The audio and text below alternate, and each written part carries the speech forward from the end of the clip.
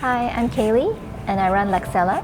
Luxella is an e-commerce company that sells Japanese beauty products, but now we also kind of evolve into like a digital agency and we help other Japanese brands sell their products, so bring them digital services as well.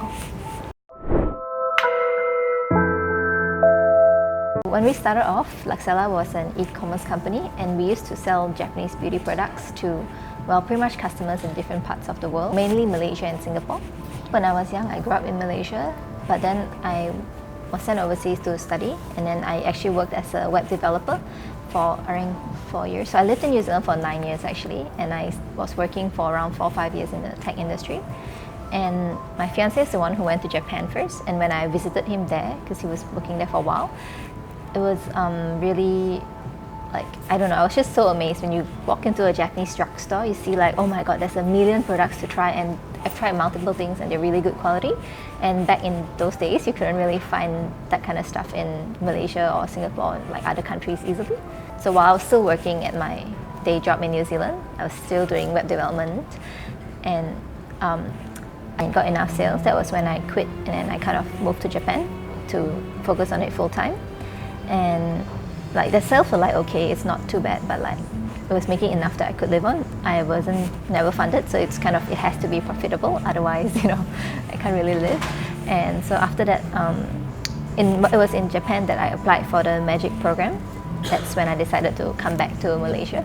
I guess I'm sort of a digital nomad. I do most of my work from a laptop, and the people I work with, like developers or designers, are all usually working on laptops in different countries as well. So when we started off, we were trying to be bringing Japanese products, the new latest ones, directly to different, well, Malaysia was the main market, as well as Singapore and like a few different other countries. And the shipping was actually done directly from Japan. So we were doing mainly that, but then nowadays, like, it's more like we had to change the business model because we can no longer do that. So we start selling to pretty much Hermo, Watsons, like other Malaysian companies, and we sell to them instead. So we are no longer doing the whole e-commerce thing.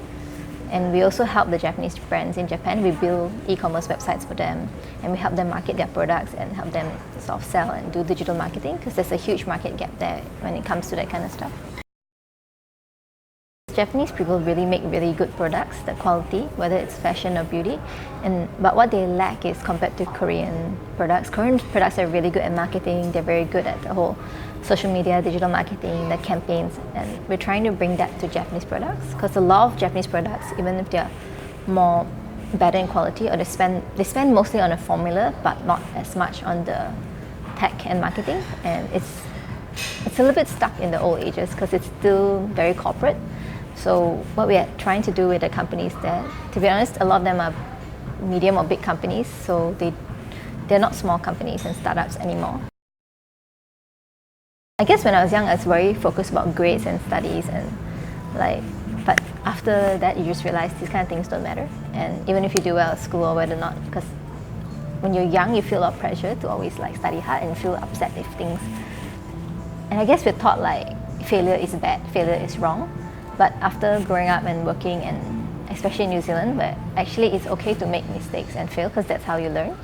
And one thing I realized, like, Kiwi people are so so creative. It's such a small country, so far away, but there's so many like companies that are doing really well there, and they're just really creative and they accept creativity. They don't really, I guess in Asia, it's kind of looked down on if you're like an artist or not doing the standard 9-to-5 job kind of thing. But that's what I really like about New Zealand. It allows you to really grow as a person and learn how to code, and whether you want to do anything, they're like, even working there is really amazing. Like the work culture for the company that I work for was really good, and I learned a lot of things from my bosses there as well. Yeah. Everyone can define their own sort of beauty, and I feel in Malaysia it's a lot better than other countries. In Japan, I think, or Korea, the pressure to look a certain way is a lot higher and more, but I feel that in Malaysia, we are a lot more accepting of different sort of skin colors and everything,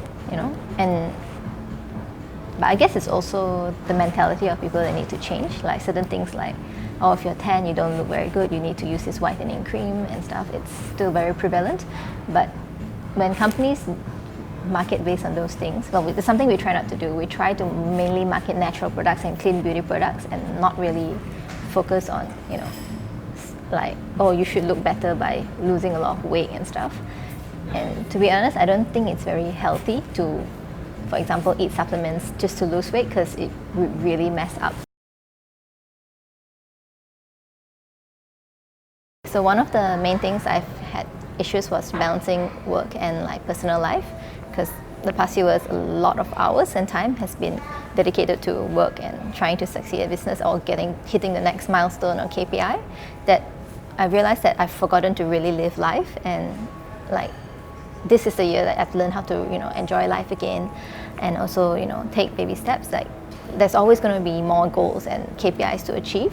There's you're never going to be really happy with, like, you're never going to be really content. There's always the next milestone. So if I just learned how to enjoy the journey and focus more on a personal life, and we finally got around to planning the wedding, because I've been engaged for more than 5 years, and because I met my husband in New Zealand a long time ago. Like, we were together for 8 years already, and most couples get married a lot faster right after they get engaged, but we've put a lot of things on hold for life. Like, and our parents have been, they want us to get married, have kids and all that stuff. And this year's the year that I finally decided, you know what, the business is always going to be there. Like, money can always be earned, and there's always going to be the next goal milestone. So we should also focus on ourselves and try to do things that we want to do and be happy. Not everything has to be done for work. So for a long time, life has been put on pause, but now I'm just trying to go ahead with it. And my family is what motivates me the most. We mainly want to do well because my parents work very hard to give me education and everything, and I want to take care of them as well in the future. So, and I do want to eventually give them grandchildren, because I think my dad's been waiting a very long time. So yeah, I guess that's what motivates me the most. Magic actually helped me to see Malaysia is a really growing country, and it's somewhere that we can really connect with people, and the community here is actually quite strong as well when it comes to startups. Yeah, Magic actually connected us to a lot of mentors and people that kind of knew what was what. Like, you could talk to VCs, CEOs of different companies that you would never have access to, and just kind of really accelerated what we needed to know and how to hit milestones and stuff. And what I thought was a good campaign actually could have been improved. And I guess I'm actually partnering some of the people I actually met there now as well, even today. Like, I met some, I guess you could say they were mentors or teachers that were hired by Magic. They did digital agency marketing, and they're teaching us that stuff in Magic. But now I've just partnered up with some of them to provide services for my Japanese clients. Yeah, so in a way, the people that Magic actually connected us to, and they also introduced us to the startup community, which is really important. It's constantly if you surround yourself with people who are positive, also doing business and have the same issues, you can grow faster. And failure is okay. It's what the biggest thing I learned was it's okay to fail, because that's when you learn. And just don't just sit down, just learn and then move on. Women tend to discount themselves a lot. They always think they can't do something. Maybe they have self-esteem issues, but sometimes they just have to believe and try and learn. They have to tell themselves that it's okay to want to do something for yourself as well. Women can still balance a career as well as whether they're working for a corporate or they have their own business. It's quite achievable nowadays, but what's most important is their partner has to be successful if they have one, and their family, if their families are supportive, then it'll make it a lot easier. But if they're not, that's another hurdle they have to go through as well. Hey guys, so if you like what I've shared so far, and if you like finding out things about Japan, you can follow us on Instagram at Luxella, at Luxella. Okay, thank you.